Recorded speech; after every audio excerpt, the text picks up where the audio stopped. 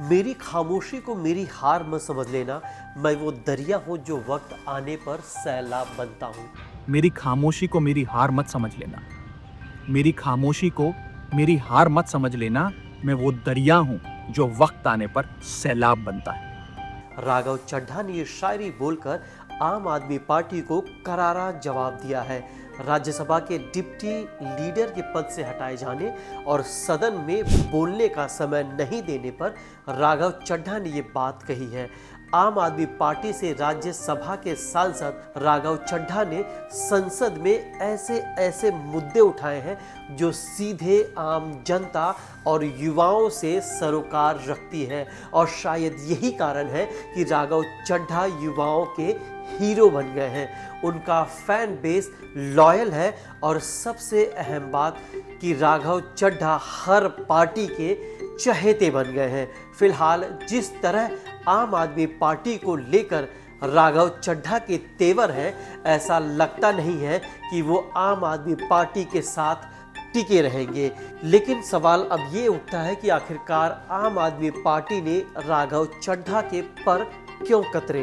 तो इसका जवाब ये है कि राजनीति में पार्टियां लॉयल्टी देखती हैं, लेकिन राघव ने अपनी खुद की पोजीशनिंग बनाई है, अपनी खुद की पहचान बनाई है, वो भी अपने दम पर। और यही बात आम आदमी पार्टी को खटकी, और पार्टी से राघव को निकाला तो नहीं, लेकिन पावर कम जरूर कर दिए हैं। अब ये भी सवाल है कि आखिरकार राघव चड्ढा आम आदमी पार्टी के बड़े बड़े नेताओं को पीछे छोड़ खुद कैसे ब्रांड चेहरा बन गए हैं? तो इसका जवाब यह है कि राघव ने संसद में जेब जाम और जिंदगी जो परेशानियां आप हर रोज सहते हैं, वही राघव चड्ढा संसद में कहते हैं। राघव ने आम आदमी के आम सवालों को राष्ट्रीय मुद्दा बनाया है। आइए उनके कुछ मुद्दों को जानते हैं।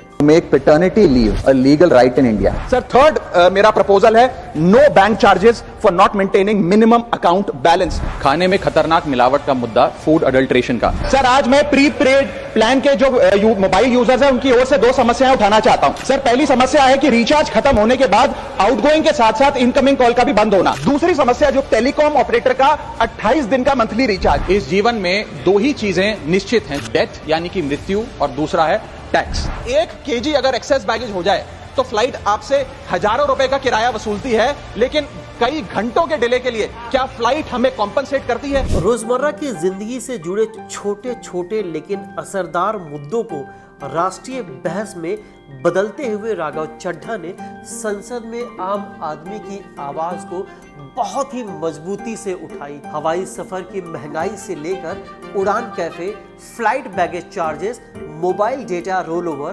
बैंकों की minimum balance penalty, traffic jam, paternity leave, periods जैसे सामाजिक टैबू, शिक्षा और रोजगार के बीच की खाई, बैंक डेटा सुरक्षा, जन्म से लेकर मृत्यु तक टैक्स का बोझ, हेल्दी जूस पर tax, right to recall, one nation one medical treatment, 10 minute delivery में कामगारों पर दबाव, घायल सैनिकों के सम्मान और टोल प्लाजा जैसे मुद्दों को उन्होंने सीधे और प्रभावी तरीके से उठाया। ये सभी मुद्दे दिखाते हैं कि राजनीति सिर्फ बड़े वादों की नहीं, बल्कि उन सवालों की भी है जिन्हें आम आदमी रोज जीता है। राघव चड्ढा से जुड़े हर सवालों का जवाब हमने दे दिया। उम्मीद है कि आखिरकार राघव चड्ढा के साथ ये क्यों हुआ, राघव चड्ढा के पैर क्यों कतरे गए, राघव चड्ढा क्या दूसरी पार्टी में जाएंगे या नहीं जाएंगे, इन सभी सवालों का जवाब आपको मिल गया होगा। ऐसे ही तमाम खबरों को देखने के लिए बने रहें 10 ESR जर्नल के साथ। नमस्कार।